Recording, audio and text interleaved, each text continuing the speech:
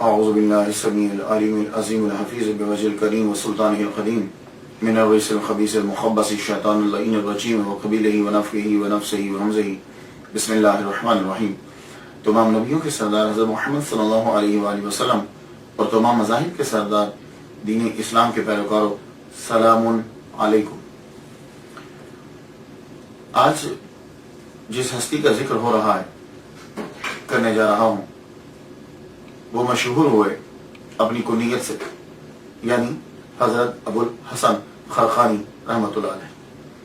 چونکہ ذکر ہوا تھا بایزید بستامی رحمۃ اللہ علیہ کا اس سے پہلے، تو حضرت بایزید بستامی رحمۃ اللہ علیہ سے ایک خاص تعلق ہے ان کا، اس لیے میں نے ان کے بعد ان کا ذکر کیا۔ حضرت ابو یزید بستامی رحمۃ اللہ علیہ سے ان کا کیا تعلق ہے، تو میں ان کے بعد ان کا ذکر کیوں کر رہا ہوں؟ اصل میں یہ پیدا ہوئے ہیں 89 years after حضرت ابو یزید بستامی رحمۃ اللہ علیہ کے، 89 years after۔ تو بہت وقفہ ہے، تو پھر تعلق کیسے ہوا؟ تعلق اس طرح ہے کہ حضرت ابو یزید بستامی رحمۃ اللہ علیہ جب اپنے شہر سے چلتے، شہر سے چل کے دھستان کے قبرستان میں جہاں شہداء کی قبریں تھیں، وہاں فاتح پڑھنے کے لیے سال کے بعد جایا کرتے تھے، تو رستے میں پڑتا تھا خرقان، تو خرقان میں کھڑے ہو جاتے۔ اس شہر کی اور اس قریے کی کوئی ریپوٹیشن اچھی نہیں تھی، زیادہ تر چور رہتے تھے یہاں، اور آپ لوگ رک جاتے، آپ رکتے، رک کے یوں سانس انہیل کر اندر کھینچتے سانس، جیسے کوئی آدمی پھول کی خوشبو کو سونگتا ہے یا عطر کی شیشی کو سونگتا ہے۔ مریدوں نے پوچھ لیا، حضور طریقہ ہے آپ کا ہر سال، جو ہی آپ قبرستان جاتے ہیں تو یہاں رک کے سانس کیوں کھینچتے ہیں؟ کہنے لگے اس سرزمین خرقان سے ایک مرد کی خوشبو آتی ہے، آئے گا تو ہمارے بعد، لیکن آپ نے نام بھی بتا دیا، کہا نام اس کا علی، پیشہ بھی بتا دیا، کہا کاشتکاری کرے گا، اہل و عیال ہوں گے، اور ہم سے وہ مرتبے میں 3 گنا زیادہ ہوگا۔ اللہ اکبر جل شانہ۔ اور اس تذکرے، اس کا ذکر مولانا روم نے مثنوی شریف میں بھی کیا ہے، ایک پورا باب باندھا ہے، اور بالکل جو میں ترجمہ کر رہا ہوں وہ انہوں نے فارسی میں کہا ہے، اور یہی ہوا۔ اور ایک اور طریقہ، یعنی ایک اور طرح سے بایزید بستامی رحمۃ اللہ علیہ سے ان کا تعلق، ابو الحسن خرقانی رحمۃ اللہ علیہ کا، وہ کیا ہے؟ وہ تعلق بیعت کا تعلق جو ہے، اس سلسلے کا تعلق بنایا جاتا ہے۔ کہتے ہیں کہ خواجہ ابو الحسن مرید مولانا ترک توسی رحمۃ اللہ علیہ کے، اور وہ مرید ہیں خواجہ آرابی کے، اور وہ مرید ہیں خواجہ مغربی کے، اور وہ مرید تھے ابو یزید بستامی رحمۃ اللہ علیہ۔ تو یعنی اس طرح سے بھی ان کے ساتھ تعلق جو ہے وہ آپ کا جوڑ دیا گیا۔ حضرت ابو یزید بستامی رحمۃ اللہ علیہ کا وصال مبارک ہوا ہے 261 ہجری میں، اور ابو الحسن خرقانی رحمۃ اللہ علیہ پیدا ہوئے ہیں 350 ہجری میں۔ تو یوں ابو الحسن خرقانی رحمۃ اللہ علیہ 89 ایئرز بعد پیدا ہوئے۔ تذکرۃ الاولیاء میں 39 سال لکھا ہے کہ 39 سال کے بعد پیدا ہوئے، تو یہ کاؤنٹنگ کے حساب سے صحیح نہیں ہے، میں ان سے اختلاف نہیں کرتا، لیکن اگر وہ 261 ہجری میں ابو یزید بستامی رحمۃ اللہ علیہ دنیا سے رخصت ہوئے ہیں اور یہ 350 ہجری میں پیدا ہوئے ہیں، تو آپ خود ہی گن لیجیے۔ تو اس لیے میں جب بھی سن بیان کرتا ہوں تو میں عرض یہ کرتا ہوں، دیکھو بھائی اس کے اندر فرق ضرور ہوگا، کیونکہ یہ پرانی جتنی صدیاں گزری ہیں وہاں شروع کے سن پہ تو دھیان دیا ہی نہیں جاتا، جب وہ مشہور ہوتے ہیں تو تب ذرا سا دھیان دیا جاتا ہے۔ تو اس لیے اگر 1-2 سال فرق پڑتے ہیں تو آپ یہ نہ کہیں فلاں صاحب نے یہ لکھ دیا، انہوں نے غلط لکھا، اب ان کے خلاف فتوے لگانے شروع کر دیں، ایسا ہرگز نہیں۔ اس سے ہر ایک کی اپنی ریسرچ ہوتی ہے، اس ریسرچ کے مطابق وہ اپنے صحیح نتیجے پہ پہنچا ہوتا ہے۔ تو حضرت ابو الحسن خرقانی رحمۃ اللہ علیہ، آپ کا نام جو ہے اصلی نام علی ہے، علی جعفر کے بیٹے اور وہ سلیمان کے بیٹے، لیکن ایک جگہ میں نے جعفر کی جگہ پہ احمد پڑھا ہے، کہ یعنی ابو الحسن خرقانی رحمۃ اللہ کے والد گرامی کا نام جعفر نہیں ہے، احمد ہے، لیکن that knows better۔ اور آپ اپنی کنیت ابو الحسن کی وجہ سے جو ہے وہ مشہور ہوئے۔ اور جائے ولادت آپ کی کون سی ہے؟ اب ایران کے ملک ایران جو ہے، اس کے صوبہ ہے سمنان اور اس کا ضلع ہے خرقان، وہاں آپ جو ہے وہ پیدا ہوئے۔ ایران ملک، صوبہ سمنان، اس کا ضلع ڈسٹرکٹ خرقان، وہاں جو ہے وہ آپ پیدا ہوئے۔ 350 ہجری میں آپ پیدا ہوئے ہیں اور 425 ہجری میں آپ کا جو ہے وہ وصال ہوا، تو معلوم ہوا کہ آپ کی ٹوٹل عمر جو ہے وہ 75 ایئرز ہے، 75 سال آپ نے اس زمین کے اوپر جو ہے وہ گزارے۔ میں جب بھی کبھی کسی ولی کی زندگی بیان کرتا ہوں تو سب سے پہلے میں یہ تلاش کرتا ہوں کہ انہوں نے تحصیل علم کہاں کیا۔ کیوں؟ اس لیے کہ ہمارا یہ دعویٰ ہے کہ ہمارے جتنے بھی اولیاء کرام ہیں کوئی بھی ان میں جاہل نہیں ہے۔ اللہ تعالیٰ نے جس کو اپنا دوست بنایا، جاہل کو دوست نہیں بنایا، اور جب دوست بنا لیا تو جاہل رہنے نہیں دیا۔ تو میں سب سے پہلے یہ تلاش کرتا ہوں کہ انہوں نے تحصیل علم کہاں سے کیا۔ تو ابو الحسن خرقانی رحمۃ اللہ علیہ نے قرآن اور حدیث کہاں سے پڑھی؟ تو آپ نے کسی بھی مدرسہ سے جا کر قرآن اور حدیث کا علم نہیں لیا۔ آپ مادر ذات ولی ہیں۔ دیکھیے کہ جب باجزید بستامی رحمۃ اللہ علیہ 89 ایئرز پہلے آپ کی ولادت کی خبر دے رہے ہیں تو یہ آپ کی ولایت کی نشانی ہے۔ اور آپ فرماتے ہیں کہ میں اپنے ماں کے پیٹ میں تھا تو مجھے معلوم تھا چیزوں کا، کئی چیزیں مجھے یاد ہیں۔ تو تکوینی ولی جسے کہا جائے، ٹرمینالوجی کے اندر کہا جائے گا کہ یہ تکوینی ولی ہے۔ تکوینی ولی وہ ہوتا ہے کہ جو پڑھ کے نوافل پڑھ کے نہیں بنتا، اللہ تعالیٰ کی عطا ہوتی ہے اور اللہ تعالیٰ عطا فرما دیتا ہے اسے، اور وہ پیدائشی ولی ہوتا ہے۔ ابو الحسن خرقانی رحمۃ اللہ علیہ یہ نقش بندیوں اور مجددیوں کے 7ویں امام ہیں۔ یہ سن لیجیے، نقش بندیوں اور مجددیوں کے 7ویں امام ہیں، پیشوا ہیں۔ تو آپ پیدائشی طور پر جو ہے وہ ولی، تو گویا کہ گھر کے اندر ہی آپ کو بنیادی چیزیں جو وہ ملتی جا رہی ہیں۔ لیکن ہم یہ نہیں کہہ سکتے کہ فلاں مدرسے میں پڑھا، فلاں استاد کے شاگرد تھے۔ ہاں، یہ آپ کا طریقہ تھا کہ جب آپ پر نماز فرض ہو گئی تو پھر آپ کیا کرتے تھے؟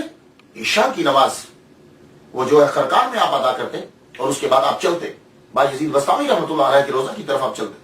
باجزید بستامی رحمۃ اللہ علیہ کے روزے کے اوپر جا کر مراقبہ فرماتے آپ۔ جب آپ مراقبہ کرتے وہاں تو مراقبہ کے بعد، فاتحہ کے بعد آپ دعا مانگتے۔ اب دعا مانگتے، اے اللہ جو فضل تو نے ابو یزید بستامی رحمۃ اللہ علیہ کو دیا ہے وہ ابو الحسن کو بھی عطا فرما۔ پھر آپ واپس الٹے پاؤں واپس آتے۔ اب جا کر دیکھ لیجیے آپ کہ بستام اور خرقان کا کتنا فاصلہ ہے، سمجھ آ گئی؟ تو اب آپ واپس جب آتے تو اب آپ کمر نہیں کرتے، یوں منہ روزہ کی طرف اور یوں واپس پلٹتے جاتے۔ 12 سال تک آپ نے یہی کام کیا۔ بلوغت کے بعد 12 سال تک آپ کا یہ طریقہ تھا۔ عشاء کی نماز آپ خرقان میں ادا کرتے، نماز ادا کرنے کے بعد باجزید بستامی رحمۃ اللہ علیہ کے روزے پر جاتے، وہاں مراقبہ کرتے اور یہی دعا روز مانگتے۔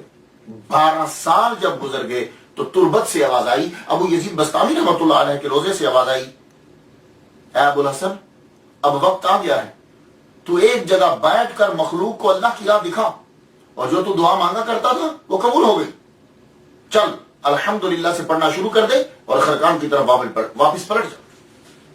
تو حضرت ابو الحسن خرقانی رحمۃ اللہ علیہ نے جب یہ آواز سنی تو اب آپ نے سورہ فاتحہ شروع کر دی پڑھنا، الحمدللہ رب العالمین الرحمن الرحیم، اور واپس خرقان کی طرف جانے لگے۔ جب خرقان میں پہنچے تو پورا قرآن مجید پڑھ چکے تھے اور اللہ تعالیٰ نے ان کو عطا فرمایا اور وہ پورا قرآن مجید ان کو زبانی یاد ہو چکا۔ یہ ہے قرآن کی تعلیم کہ یعنی بستام سے چلے، الحمد سے شروع کیا اور والناس خرقان تک ہو گیا اور پورا قرآن مجید زبانی یاد ہو گیا۔ یہ ان کی نظر ہے، اللہ کا کرم ہے۔ اللہ تعالیٰ نے تمام باطنی دروازے بھی کھول دیے، تمام علوم آشکار ہو گئے، گویا کہ علم لدنی عطا فرما دی۔ اب اللہ تعالیٰ نے کتنے مراتب ان کے طے کیے، ایک طویل گفتگو ہے، اور ابو الحسن خرقانی رحمۃ اللہ علیہ پر بہت زیادہ لکھا ہے، جس میں بھی لکھا بہت زیادہ لکھا۔ اور اگر آپ ڈیٹیل سے پڑھنا چاہتے ہو تو میں ریکمینڈ کروں گا آپ کے لیے تذکرۃ الاولیاء، اس کے اندر آپ پڑھیے باجزید بستامی رحمۃ اللہ علیہ کی پرواز اور ابو الحسن خرقانی رحمۃ اللہ علیہ کی پرواز جو ہے، اور پھر مراتب اور درجات جو ان کو عطا ہوتے گئے اور ان پر جو چیزیں آشکار ہوتی گئیں یہ ان کو واضح کرتے گئے، بتلاتے گئے۔ تو وہ آپ جا کے تذکرۃ الاولیاء کے اندر ڈیٹیل کے ساتھ جو ہے وہ آپ پڑھ سکتے ہیں، لیکن میں چند گوشوں پہ گفتگو کرتا ہوں، ایک تو ٹائم نہیں ہوتا اور دوسرا ایک میرا متمع نظر کچھ اور ہے۔ اولیاء کرام کے بارے میں جو بتانا چاہتا ہوں چیزیں، وہ چند چیزیں میں ان میں سے اسٹڈی کرنے کے بعد چنتا ہوں۔ اب دیکھیے تحصیل علم کے بعد دوسری چیز میں جو دیکھتا ہوں اولیاء کرام کے اندر، وہ میں دیکھتا ہوں توحید اور رسالت کے بارے میں ان کا کیا کنسپٹ ہے. کیونکہ دھندلا کر دیا ہے اولیاء کرام کا تصور لوگوں کی نظر کے اندر. لوگ اولیاء کرام کو پتہ نہیں کیا سمجھتے ہیں. میرا جو متوہ نظر ہے، جو میں نے یہ سلسلہ شروع کیا ہے، اور میں امید کرتا ہوں کہ آپ لوگ میرے ساتھ تعامل کرو گے، کیونکہ اس کے اندر کسی کو کوئی لالچ نہیں ہے. اللہ کی رضا کی خاطر ہم اولیاء کی سیرت کو دوسروں تک پہنچا رہے ہیں. توحید اور رسالت دوسرا عنوان میں لیتا ہوں ان کی زندگی سے. اب ابو الحسن خرقانی رحمۃ اللہ علیہ میں دیکھتا ہوں کہ یہ توحید پر ان کا ایمان اور حضور پر ان کا ایمان اور اس کا اظہار وہ کیسے کرتے. سنیے، آپ ایک دن فرماتے ہیں، اے اللہ، میں ہر جگہ تیرا غلام ہوں، تیرا بندہ ہوں، اور تیرے محبوب سلطان الانبیاء کا میں نوکر ہوں. دونوں چیزیں آ گئی، دونوں چیزیں آ گئی. اللہ تعالیٰ کو کہہ رہے ہیں کہ میں تیرا بندہ، اور حضور سے کہہ رہے ہیں کہ میں آپ کا نوکر. اور پھر ایک جگہ فرمایا، ہر شے کی انتہا ہے، ہر شے کی انتہا ہے. بعض جگہ کہ مجھے ہر شے کی انتہا معلوم ہو گئی، لیکن حضور صلی اللہ علیہ وآلہ وسلم کے مدارج کی کوئی انتہا نہیں. یہاں وہ تسلیم کر گئے کہ محمد مصطفیٰ صلی اللہ علیہ وسلم سب سے افضل ہے. حضور کے مدارج کی کوئی انتہا نہیں، اور اللہ کی مغفرت کی بھی کوئی انتہا نہیں. تو یہاں خدا تعالیٰ کو غفور و رحیم تسلیم کر لیا. اور پھر ایک جگہ یوں اقرار اور اظہار کیا، اور یہ بالکل رسالت پر ایمان، مکمل ایمان. کہتے ہیں کہ ابو الحسن اس قافلے میں شامل ہے جس میں سب سے آگے اللہ ہے، پھر میرے سردار، میرے پیشوا حضرت محمد مصطفیٰ صلی اللہ علیہ وسلم ہے، اللہ کا کلام، سنت رسول، پھر صحابہ اور فقہاء اعظام، اور وہ لوگ بہت ہی بانصیب ہیں جو اس مبارک قافلہ میں شامل ہیں. یہ سنتے جائیے گا، اور جب ان چیزوں کو آپ سن لیں تو پھر کبھی کسی کی بات مت سنیے گا جو اس نے کہا کہ میں یہ نو. آپ کہہ رہے ہیں کہ میرے قافلے کا سردار سب سے آگے اللہ پاک ہے، اور مخلوق میں اللہ کے بعد محمد صلی اللہ علیہ وسلم، پھر صحابہ کرام، پھر فقہاء.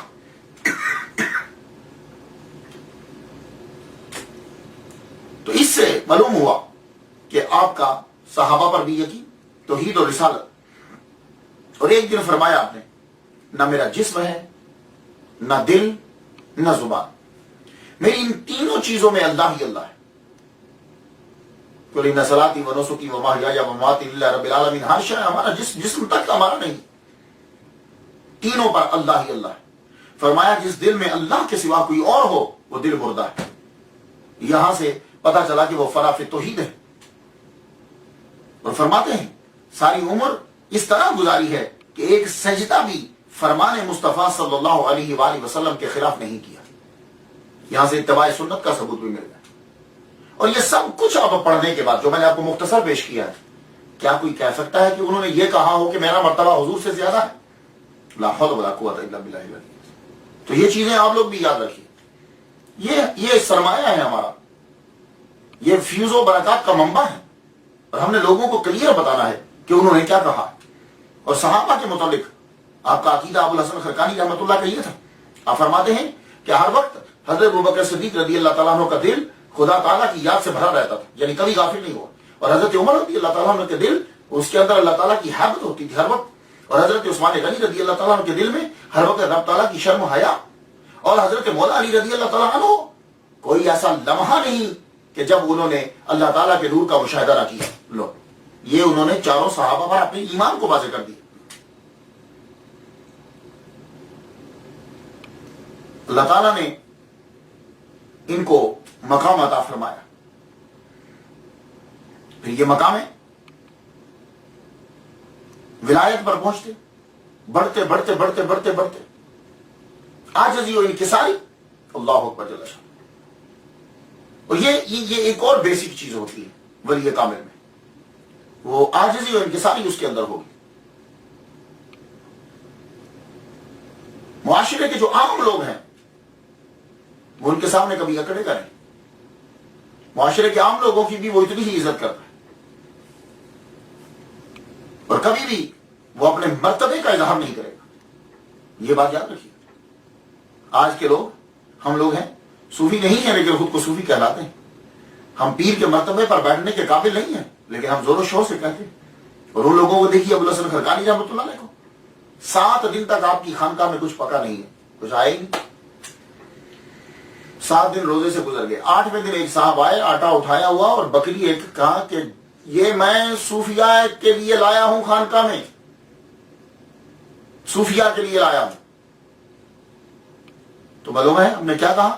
آپ نے کہا بھائی میں تو صوفی نہیں ہوں، جو تم میں سے صوفی ہے، جس کی ہمت ہے وہ اٹھ کے لے لے۔ اس شخص کو وہ دونوں چیزیں واپس لے جانا پڑی۔ یہ عاجزی و انکساری، 40 سال کے مجاہدے کے بعد آپ کا امتحان ہوتا ہے۔ یہ دولت، عورت اور شہرت، یہ 3 چیزیں ایسی ہیں جو انسان کو بڑے مرتبے سے نیچے گرا دیتی۔ 40 سال آپ نے مجاہدہ کیا، اس کے بعد آپ کا امتحان ہو رہا۔ کھیتی باڑی، ایک باغ بھی تھا آپ کا، درخت لگانے کے لیے زمین کو کھودا، نیچے سے چاندی نکل آئی، اس جگہ کو چھوڑ کے دوسری جگہ پہ پہنچے، اس جگہ کو کھودا، وہاں سے سونا نکل آیا، تو اس جگہ کو چھوڑا، آگے بڑھے، تیسری جگہ کھودنے لگے، وہاں سے ہیرے نکل آئے، ایک دم سے سجدے میں گر گئے۔ پروردگار عالم مجھے دولت نہیں چاہیے، یا اللہ مجھے تیرا فضل چاہیے، تیرا کرم چاہیے۔ یہ ہے اولیاء کرام، مجھے تیرا کرم چاہیے۔ اور آپ کا مرتبہ، اللہ اکبر جل شانہ، مرتبہ آپ کا اتنا ہے کہ ایک مرتبہ ایک مرید نے آ کے عرض کی، حضور میں کوہ لبنان پہ جا کر قطب عالم کا دیدار کرنا چاہتا ہوں، مجھے اجازت ہے؟ آپ نے فرمایا جاؤ، میں تجھے اجازت دیتا ہوں کہ تم لبنان چلے جاؤ۔ کہاں تھے؟ خرقان میں۔ کہاں جانا ہے؟ لبنان میں۔ تو لبنان میں جا کے میں قطب عالم کی زیارت کروں؟ فرمایا کہ جاؤ۔ یہ بیچارہ کتنا سفر کیا ہوگا اس نے، خرقان سے، ایران سے لبنان پہنچا۔ لبنان جب اس جگہ پہ پہنچا، وہ پہاڑی تھی، وہاں دیکھا کہ سب بسب لوگ بیٹھے، آگے جنازہ ہے اور انتظار کر رہے ہیں۔ کہا جنازہ ہے تو پڑھاؤ۔ کہا نہیں، قطب عالم تشریف لائیں گے، ہر 5 نمازوں میں وہ آتے ہیں روزانہ، امامت وہی کرواتے ہیں، تو جنازہ بھی وہی پڑھائیں گے۔ انتظار ہو، یہ ظہر کا وقت ہے، امام آئے، امام جب آئے پہلے نماز پڑھائی، پھر جنازہ آگے لایا گیا، جنازہ پڑھایا، اور جب وہ مڑ کے جانے لگے تو یہ مرید دیکھ کر حیران رہ گیا کہ وہ تو ابوالحسن خرقانی رحمۃ اللہ علیہ ہیں۔ ایک دم سے غش کھا کے گر گیا۔ جب ہوش آیا تو عصر کا وقت بالکل قریب تھا، عصر کا وقت قریب تھا، پھر اسی طرح صف لگی، یہ اگلی صف میں قریب بیٹھ گیا۔ جو ہی پھر وہ امام ابوالحسن خرقانی رحمۃ اللہ علیہ ظاہر ہوئے، نماز پڑھا کے جانے لگے تو دامن پکڑ کے رو پڑا، حضور میں شرمندہ، میں نہ تھی، مجھے کیا معلوم کہ قطب عالم میرا پیر ہی ہے، میں اپنے پیر کو چھوڑ کر میں دوسری جگہ پہ چلا گیا۔ آپ نے خاموشی سے کہا چپ کر جاؤ، میرے دامن کو پکڑو اور واپس چلتے۔ طے زمانی ایک دم سے خرقان پہنچے اور فرمانے لگے سنو، جب تک میں زندہ ہوں تم نے یہ بات کسی کو نہیں بتائی۔ یہ قطب عالم ہوتا کیا ہے؟ اب یہ اصطلاح ایک آ گئی، ایک نام آ گیا، تو بڑی تیزی کے ساتھ جلدی سے بتاتا جاؤں آپ کو۔ میں نے ابن عساکر میں پڑھا کہ 300 اولیاء، 30 ابدال، 7 اوتاد، 5 اقطاب اور 1 قطب عالم۔ پھر سن لیجیے، 300 اولیاء پوری دنیا میں، 300 اولیاء، 30 ابدال، 7 اوتاد، 5 اقطاب اور 1 قطب عالم۔ تو قطب عالم یوں سمجھ لیجیے کہ جیسے کسی ملک کا وزیر اعظم یا صدر ہوتا ہے، یعنی جو سب سے بڑا جس ملک میں ہے، تو وہ قطب عالم ہوتا ہے۔ اور قطب عالم کے لیے طے زمانی کوئی چیز نہیں ہے، یہ مسافت، یہ سفر کوئی معنی نہیں رکھتا۔ وہ چشمے زدن کے اندر پوری دنیا کا سفر کر سکتا ہے قطب عالم۔ اب آپ نے دیکھا کہ 5 نمازیں یہ وہاں جا کے پڑھاتے ہیں لبنان میں، اور قطب عالم، اللہ اکبر۔ اور یہ بچپن میں بھی ایسا ہوتا تھا ان کے لیے، کبھی کبھی خرقان سے 1 سیکنڈ میں پہنچ جاتے تھے، بس آپ چشمے زدن میں پہنچ جایا کرتے تھے۔ اللہ اکبر جل شان، اللہ تعالیٰ نے ان کو اتنا مرتبہ عطا فرمایا۔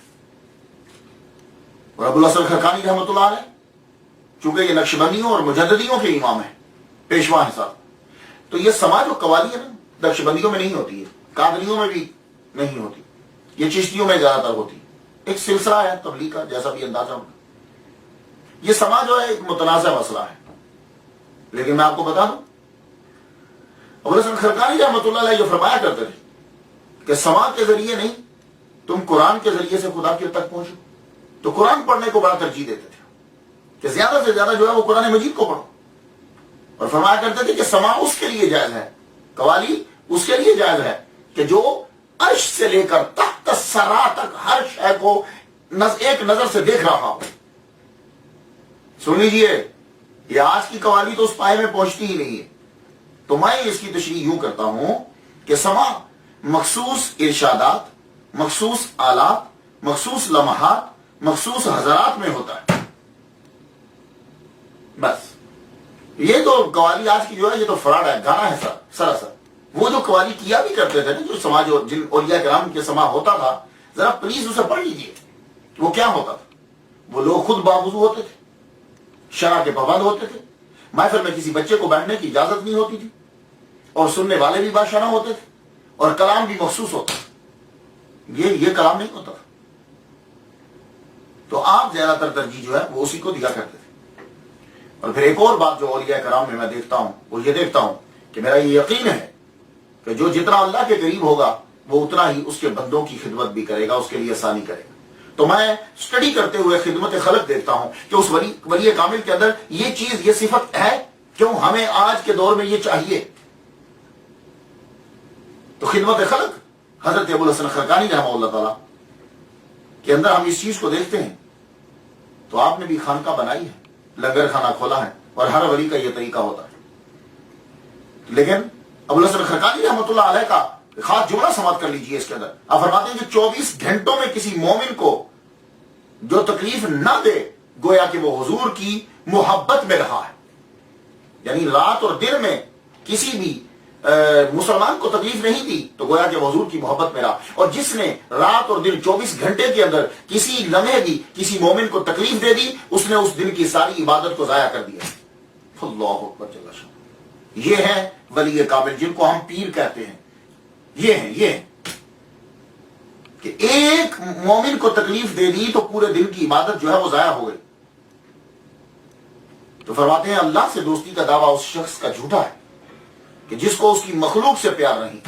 تم کہتے ہو کہ میں اللہ سے پیار کرتا ہوں اور اس کی مخلوق سے نفرت کرتے ہو، یہ دعویٰ تمہارا جھوٹا ہے۔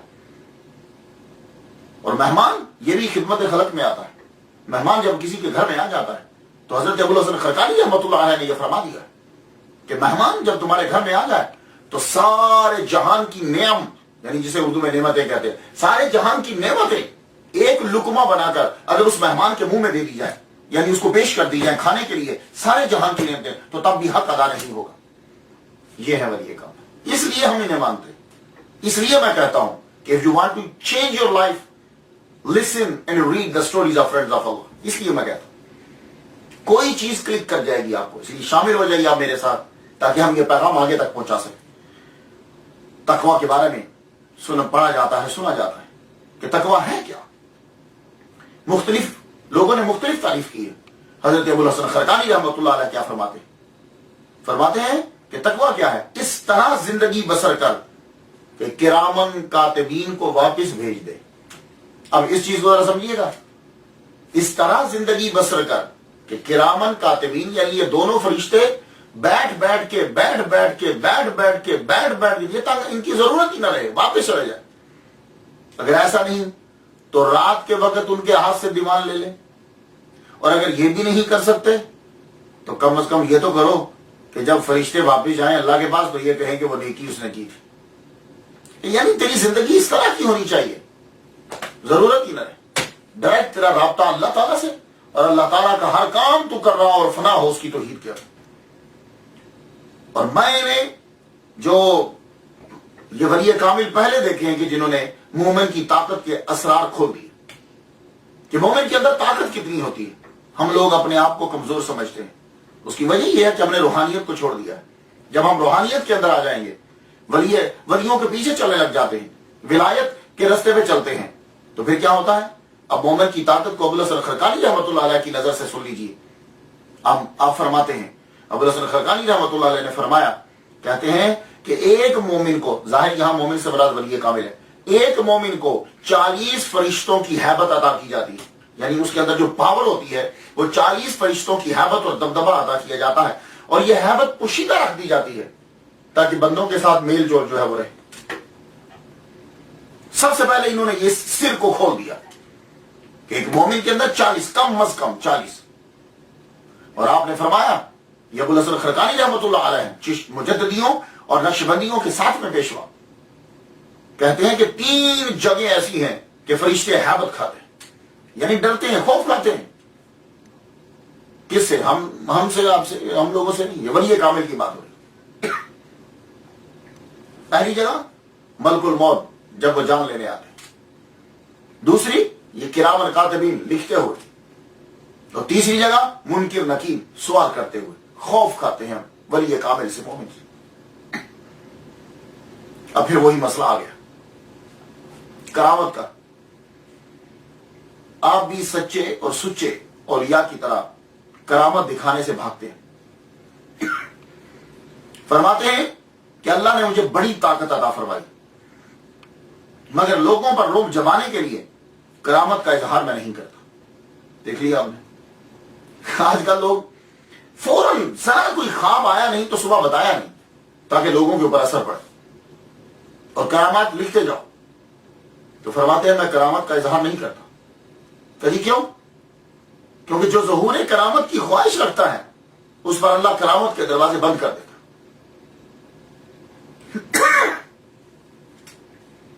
مجھے ان کی سیرت پڑھنے سے ایک نئی چیز ملی. 700 ہجری کے بعد زیادہ یہ چیز دیکھی گئی. وہ کیا ہے؟ خضر علیہ السلام سے ملاقات کرنا. میں نے اکثر دیکھا ہے سیرت جب میں پڑھتا ہوں تو مریدین فل کوشش کرتے ہیں کہ پیر صاحب کی ملاقات کسی نہ کسی طرح خضر علیہ السلام سے ہو جائے. وہ ایک اعزاز سمجھتے ہیں. لیکن یہ واحد ولی کامل ہے کہ یہ تصور میں نے ان کے ہاں دیکھا. ایک آدمی 60 سال سے عبادت کرتا رہا، ان کا مرید ہے، اور ایک دن آ کے عرض کرنے لگا حضور میرا من چاہتا ہے، میں خضر علیہ السلام سے ملاقات کرنے کو میرا دل چاہتا ہے. تو معلوم ہے آپ نے کیا فرمایا؟ آپ نے فرمایا چلو تم نے ساری زندگی کی عبادت کو ضائع کر دی. وہ آدمی کیا کہہ رہا ہے؟ مرید کیا کہہ رہا ہے کہ میرا دل چاہتا ہے کہ میں خضر علیہ السلام سے ملوں. آپ نے فرمایا تم نے 60 سال کی عبادت جو تم نے کی ہے وہ تم نے ضائع کر دی ہے. اب اس کے ازالے کے لیے جاؤ، مزید عبادت کرو. تو تم نے اتنی عرصے عبادت کرنے کے بعد پھر بھی ایک مخلوق سے ملنا چاہا. تیرے من میں خالق کی طلب کیوں نہیں پیدا ہو؟ یہ ایک نیا کنسپٹ ہے جو میں حضرت ابو الحسن خرقانی رحمۃ اللہ علیہ میں دیکھ رہا ہوں. ادروائز ہر ایک کی آرزو ہوتی ہے کہ میں حضرت خضر سے ملوں، میں حضرت خضر سے ملوں. تو آپ فرماتے ہیں پھر بھی مخلوق کا ہی تصور آیا. کرامت دکھائی جاتی ہے ایمان کو مضبوط کرنے کے لیے یا حقیقت کا اظہار کرنے کے لیے. تو آپ سے بھی کبھی کبھی کرامت ظاہر ہوئی، لیکن اس لیے نہیں ظاہر ہوئی کہ لوگوں پہ دبدبا بیٹھے. ایمان مضبوط ہو لوگوں کا. آپ اپنی خانقاہ میں جلوہ فرما ہیں، خانقاہ میں بیٹھے ہوئے شیخ المشائخ حضرت عبداللہ داستانی رحمۃ اللہ علیہ تشریف لائے. جب وہ خانقاہ میں آئے انہوں نے آتے ہی کیا کیا؟ مریدین بیٹھے ہوئے، ان کے سامنے تشت پڑا ہوا ہے، تشت ٹرے، اس میں پانی ہے. آپ نے یوں ہاتھ ڈال کے ایک مچھلی نکال دی. حضرت موڈ میں تھے حضرت ابو الحسن خرقانی رحمۃ اللہ علیہ. آپ کے سامنے تندور چل رہا تھا جس میں روٹیاں لگاتے ہیں. آپ نے اس کے اندر ہی ہاتھ ڈال دیا. ہاتھ ڈال کے جب نکالا تو زندہ مچھلی. فرمایا کہ پانی میں سے نکالنا کوئی بڑی بات نہیں ہے، ہم نے جلتی ہوئی آگ میں سے مچھلی نکال دی. اس سے مریدوں کا ایمان اور مضبوط ہو گیا. ابو الحسن خرقانی رحمۃ اللہ علیہ کا نام آئے اور محمود غزنوی کا ذکر نہ ہو تو یہ محمود غزنوی کے لیے بہتر نہیں ہے. تو تاریخ کے کچھ اوراق جو ہے ان پر ظلم ہو جائے گا. محمود غزنوی اس کو بڑا شوق تھا کہ جتنے بڑے بڑے لوگ ہیں جیسے کہ ابو علی سینا، اسکالرز بڑے بڑے، یہ میرے دربار میں رہے. اس نے قاصد بھیجے حضرت ابو الحسن خرقانی رحمۃ اللہ علیہ کے پاس کہ ان سے جا کے کہو کہ محمود غزنوی آپ کو ملنا چاہتا ہے اور آپ میرے دربار میں تشریف لائیں. اور یہ بات محمود غزنوی کو معلوم تھی، یہ اسے معلوم تھی کہ وہ میرے دربار میں نہیں آئیں گے. تو کہنے لگا جب وہ یہ کہیں کہ میں نہیں جاتا تو ان کے سامنے یہ آیت پڑھنا या अय्युहल्लज़ीना आमनू अतीउल्लाह व अतीउर रसूल व उलिल अम्रि मिनकुम। ये आयत तुम पढ़ना, ये आयत पढ़ना। वो जब कासिद पहुंचा तो उसने जाके कहा कि महमूद गजनवी आपसे मिलना चाहता है। आपने फरमाया मैं उसके दरबार में नहीं जाऊंगा, मुझे क्या काम। कहने लगा कुरान मजीद के अंदर आया या अय्युहल्लज़ीना आमनू अतीउल्लाह व अतीउर रसूल व उलिल अम्रि मिनकुम। उस वक्त आप हालत शुक्र में थे। इस बात को हजरत मुजद्दिद अल-फ़सानी शेख अहमद सरहंदी रहमतुल्लाह अलैह ने अपने मकतूब के अंदर भी बयान किया है। दफ्तर अव्वल मकतूब नंबर 152 के अंदर बयान किया। आप उस वक्त हालत शुक्र में थे, यानी फनाफि तौहीद थे। आप कहने लगे अभी तो अतीउल्लाह में हूं मैं, ये उल अमर जो है ये तो तीसरे दर्जे पर है, मैं तो अभी अतीउल्लाह में हूं। वो कासिद ने जाके इसी तरह बता दिया। तो महमूद गजनवी क्या लगा, हाँ हमने जैसा समझा था वैसे वो नहीं है, हमें खुद जाना पड़ेगा। महमूद गजनवी ने क्या किया, खुद उसने एयाज का लिबास पहना अपने गुलाम का, और एयाज को अपना लिबास पहनाया बादशाहों का, और 10 औरतों को मर्दों के लिबास पहना दिए। और ये लेकर जब आपके दरबार में पहुंचा, सलाम किया, आपने जवाब सलाम का दिया लेकिन खड़े नहीं हुए। अब ये जब दरबार में खानकाह में दाखिल हुए तो आपने सिर्फ इसी का हाथ पकड़ा। हालांकि ये गुलाम बनकर आया था, इयास बनकर आया था, और बादशाहों वाला लिबास इयास ने पहना हुआ था। हाथ पकड़ा और कहने लगा महबूब इन सब से कहो ये नामहरमों से ये चले जाएं। सबको बाहर भेज दिया, हाथ पकड़ के बैठा। बैठते ही कहने लगा हुजूर बायजीद बस्तामी रहमतुल्लाह अलैह की कोई बात सुना दीजिए। तो आपने फरमाया मेरे पीर बायजीद बस्तामी रहमतुल्लाह अलैह ने यह कहा कि जो मुझे देख ले बदबख्तों की लाइन से निकल जाएगा।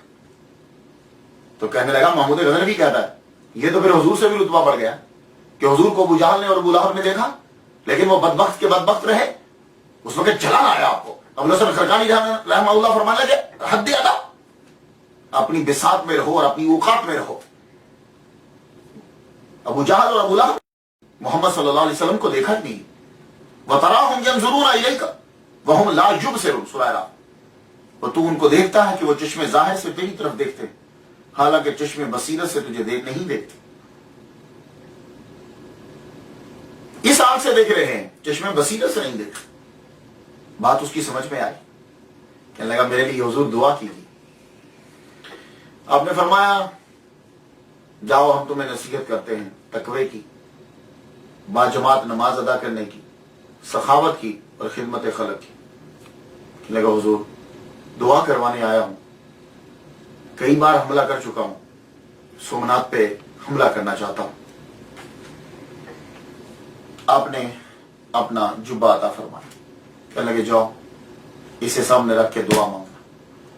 मेरे वालिद गिरामी पीर तरीक़त रहबर शरीयत हज़रत अल्लामा तालिब हुसैन शाह रहमतुल्लाह अलैह 7 रमजान 2004 में उनका विसाल हुआ। वो इस वाक़े को बयान किया करते थे। बचपन से इस वाक़े को मैंने सुना, लेकिन मैंने थोड़ा सा डिटेल से बयान किया। यहां मैं रुक के जरा बता दूं कि ये सोमनाथ पर क्यों हमला करना चाहते हैं, जबकि और भी बड़े मंदिर हैं। ये उन मंदिरों पर हमला कर चुका है, सोमनाथ पे क्यों करना चाहता है। मैंने चंद चीजें रिसर्च आपके लिए ताकि आपको ये मालूम हो जाए कि महमूद गजनवी जो है वो इस सोमनाथ के मंदिर पर हमला क्यों करना चाहता है और ये इतना इंपॉर्टेंट क्यों है। इसकी बहुत सी वजूहात हैं। ये सोम जो है, ये सोमनाथ, वैसे इसका तर्जमा प्रोटेक्टर ऑफ द मून भी किया जाता है। अरब से लेकर आए थे और इस मंदिर में लाके रखा गया। वो 1400 साल पुराना है और ये मंदिर खुद ये हजरत ईसा अलैहिस्सलाम के दौर का है। तो सोमनाथ अब जो है ये अहमदाबाद गुजरात इसके अंदर आता है, अहमदाबाद गुजरात के अंदर आता है। और ये गंगा से तकरीबन 600 माइल दूर है, गंगा से 600 माइल दूर। और आप सुनकर हैरान होंगे कि गंगा से रोजाना पानी लाया जाता इसको गुस्ल देने के लिए। 600 माइल से रोजाना पानी लाया जाता। 500 रकासाएं हमा वक्त वहां मंदिर के अंदर हाजिर रहती, वो इबादत पूजा का जो उनका तरीका। 300 मौसीकार रहते बजाने, सांस बजाने के लिए। اور 300 آدمی، اتنے لوگ اس مندر میں آتے تھے کہ 300 آدمی باربر وہاں رہتے تھے شیپ بنانے کے لیے، ٹنٹ کرنے کے لیے. اور سومناتھ کا مندر 5 منزلوں پر مشتمل تھا اور ارد گرد سمندر بھی ہے. مزید اس کے گرد خندقیں کھودی گئی اور ان خندقوں میں پانی بھر دیا گیا اور وہاں ہر وقت پہرے دار رہتے تاکہ کوئی آگے سے حملہ نہ کر سکے. اس میں کشتیاں چلتی رہتی اور لائٹ کا اندر انتظام نہیں تھا کہ وہاں بڑی بڑی کندیلیں لگا دی گئی، نہیں، وہاں اندر ہیرے جواہرات لٹکائے گئے تھے کہ جن کی اپنی چمک سے روشنی رہتی تھی. اللہ اکبر. 56 ستون تھے اس کے اندر ساگوان کی لکڑی سے جو بنے ہوئے تھے. 200 سیر گولڈ سونا استعمال کر کے 200 سیر سونا استعمال کر کے ایک چین بنائی گئی تھی اور وہ چین جو ہے وہ کھینچتے تھے، اس کے ساتھ آگے ٹل تھا جو بجتا تھا.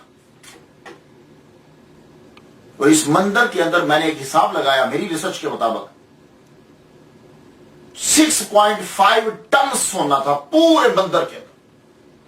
سارا سونا جو ہے 6.5 ٹن محمود غزنوی جو ہے وہ یہاں سے سونا لے کر گیا. یعنی اس دور کے اندر 20 ملین دینار کا سونا اور چاندی اس مندر کے اندر. اتنا یہ عظیم اور امیر مندر ہے.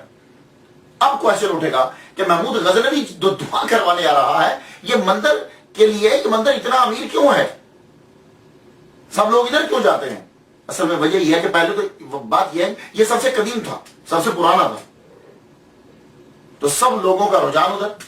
تو یہاں کے جو پروہت تھے، برہمن تھے، انہوں نے مشہور کر رکھا تھا پورے ہندوستان کے اندر کہ سنو، تم لوگ جب مر جاؤ گے تو تم سب کی روحیں اسی مندر میں آتی ہیں اور یہاں آ کر شیو جی کی پوجا کرتی ہیں. اب اگر تم چاہتے ہو کہ دوبارہ تمہاری روحیں جب زندہ ہوں تو تم دوبارہ جب جنم لو تو امیر کبیر بنو، تو یہاں زیادہ سے زیادہ جو ہے وہ ڈونیشن دیا کرو، زیادہ سے زیادہ دان دو. تو اب لوگ جو ہیں وہ امیر بننے کے لیے دوبارہ جب پیدا ہوں تو امیر ہوں تو پھر وہ چاندی دیتے، سونا دیتے. اور بڑے بڑے راجا جو تھے، مہاراجا اور راجا، وہ وہاں آ کر جواہرات دیتے اور لونڈیے تک جو ہے وہ اس مندر میں بھیجا کرتے تھے. اب آپ لوگ سمجھ گئے ہوگے سومناتھ کے مندر میں اتنا پیسہ کیوں تھا. اور پھر ان کی ٹیکنیک انہوں نے عجیب استعمال کی تھی. وہ شیو جی کا جو لنگ ہے، اب یہ لنگ کی ریسرچ آپ بھی جا کے کیجئے گا کہ کیا ہے. وہ شیو جی کا لنگ انہوں نے اس طرح ہوا میں معلق کیا ہوا تھا کہ عام آدمی دیکھ کر حیران ہو جاتا تھا کہ یہ بغیر کسی چیز کے کیسے ہے. تو وہ زیادہ سے زیادہ اور دیتے تھے. اور اصل میں بات یہ تھی کہ ارد گرد انہوں نے مقناطیس لگایا ہوا تھا اور اس کے اندر لوہے کا استعمال تھا اور وہ چاروں طرف سے کشش برابر تھی تو وہ ہوا کے اندر یوں تھا. تو لوگ سمجھتے تھے کہ یہ شیو جی کے لنگ کی برکت ہے. اور آج بھی آپ جا کے دیکھ لیجئے، اس لنگ کے اوپر بالکل ایک چاندی کی بنائی ہوئی یوں، اور اس میں دودھ ڈالتے ہیں، نیچے سے ہلکا سا سوراخ ہے، وہ ہر وقت اس کے اوپر دودھ جو ہے وہ گرتا رہتا ہے. اور یہ لوگ وہاں پھول ڈالتے ہیں، کھانا ڈالتے ہیں، ایک دفعہ ڈال کے پھر دوبارہ ڈالتے ہیں، پھر وہاں سے لے کے آگے جاتے ہیں اور یوں لگا کے چومتے بھی رہتے ہیں. وہ لنگ کی جا کے آپ ریسرچ کر لیجیے گا وہ لنگ اصل میں ہے کیا. تو یہ مندر جو ہے، تو وہ مندروں کو اس لیے نہیں حملہ کرتا تھا محمود غزنوی کہ یہ عبادت خانے ہیں، نہیں. اصل میں وجہ یہ تھی کہ اس دور کے اندر جتنے بھی مندر تھے وہ سیاسی مرکز ہوتے تھے، وہیں سے احکامات جاری ہوتے تھے اور وہیں سے کنٹرول کیا جاتا تھا ملک کو. یہ خبر پورے ہندوستان میں پھیلا دی گئی کہ تمہارے جو مندر گرائے گئے ہیں وہ اس لیے کہ سومناتھ کا بھگوان جو ہے وہ تمہارے لیے تم سے ناراض تھا. ہم دیکھتے ہیں کہ کس طرح بڑھتا ہے محمود اس کی طرف. وہ اگر یہاں آئے گا تو بھسم ہو جائے گا. اب محمود غزنوی نے حملہ کیا اور ابو الحسن خرقانی رحمۃ اللہ علیہ کے کرتے کو لے گیا. وہ کوشش کرتا ہے لیکن حملہ نہیں کر پاتا، بڑا مشکل ہو گیا. پھر اس نے ایک رات یوں کرتا کو رکھا اور کرتا سامنے رکھ کے دعا مانگتا ہے، پروردگار عالم اپنے اس بندے کے کرتے کے صدقے سے مجھے فتح عطا فرما. اب جب حملہ کرنے کے لیے بڑھا، اتنی تیز ہوا چلی کہ وہ جو اندر فوج جمع تھی دفاع کرنے کے لیے، ان میں سے ایک گروپ نے یہ سمجھا کہ شاید محمود غزنوی کی فوج اندر آ چکی ہے. انہوں نے اپنے ہی گروپ پر حملہ کر دیا. جب حملہ کیا تو وہ اندر سے لڑ پڑے. یہ محمود غزنوی کے جاسوسوں نے جب بتایا تو یہ اندر گیا، داخل ہوا. اندر داخل ہو کر اس نے قبضہ کر لیا.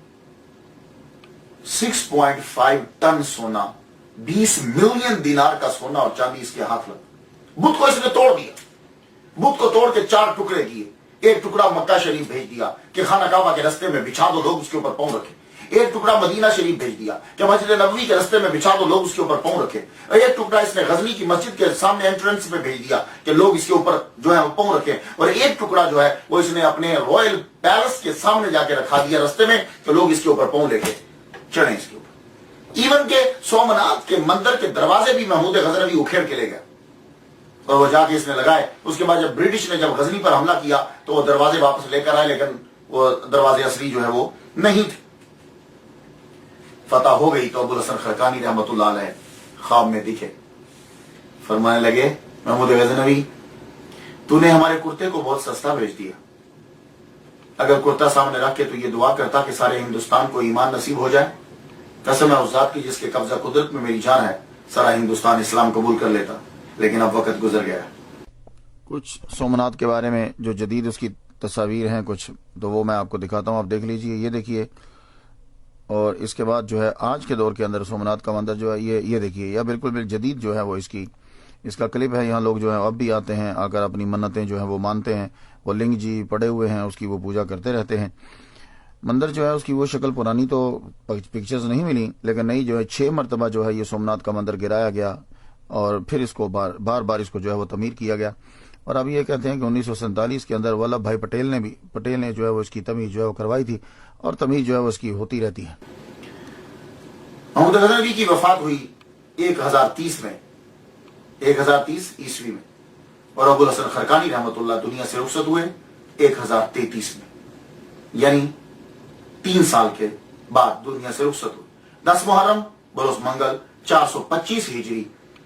آپ نے وصیت کی تھی کہ میری جب لحد جو ہے وہ بنائی جائے تو 30 گز میری لحد کو نیچے رکھ کے بنایا جائے.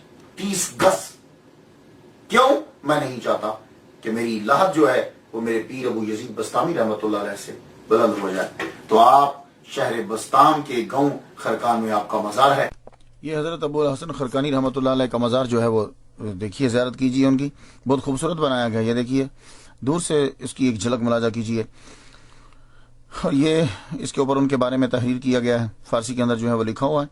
یہ پھر مزار شریف، نیچے سے اس کی ایک پکچر جو ہے وہ ملاحظہ کیجیے. یہ محراب ہے آپ کی مسجد کا، حضرت ابو الحسن خرقانی رحمۃ اللہ علیہ کی مسجد کا محراب. یہ جو ہے انٹرنس ہے، مین گیٹ ہے. اس کے اوپر جو نیلا کلر آپ کو نظر آ رہا ہے، یہاں حضرت بھائی یزید بستامی رحمۃ اللہ علیہ نے جو ان کے بارے میں پیش گوئی کی تھی وہ اس کے اوپر ساری تحریر ہے، آپ اس پہ پڑھ سکتے ہیں. اور ان کے بارے میں مختلف جو ہیں ان کے اشعار کہے ہوئے اور ان کی چیزیں. اور یہ ان کا مزار ایک رات کا ایک جو ہے یہ منظر ہے. آج بھی لوگ جو ہے، یہ دیکھیے شیخ ابو الحسن خرقانی رحمۃ اللہ تحریر کتاب خانہ، آج بھی لوگ یہاں آتے ہیں، مرجع خلائق ہیں. اور جو ان کے قبر کے اوپر ہاتھ رکھ کے، وہ وائٹ پتھر کے اوپر ہاتھ رکھ کر جو دعا مانگتا ہے، اللہ تعالیٰ اس کی دعا کو جو ہے وہ قبول فرما لیتا ہے. آج بھی لوگ جو ہے وہ یہاں آتے ہیں، اس کے اوپر ہاتھ رکھتے ہیں اور دعا. دنیا آج بھی جاتی ہے، وائٹ پتھر نصب ہے. آپ نے فرمایا تھا جو اس کے اوپر ہاتھ رکھ کے دعا مانگے گا اللہ تعالیٰ اس کی دعا کو قبول کر لے گا. اور لوگ جو ہے دعا مانگتے ہیں اور اللہ تعالیٰ اس دعا کو جو ہے وہ قبول فرماتا ہے. میں نے تو ان کے لیے فاتحہ پڑھ لی، آپ لوگ جو ہیں وہ بھی ان کے لیے فاتحہ پڑھ لیجئے. اللہ تعالیٰ قبول فرمائے. اجازت دیجیے. وآخر دعوانا الحمدللہ رب العالمین.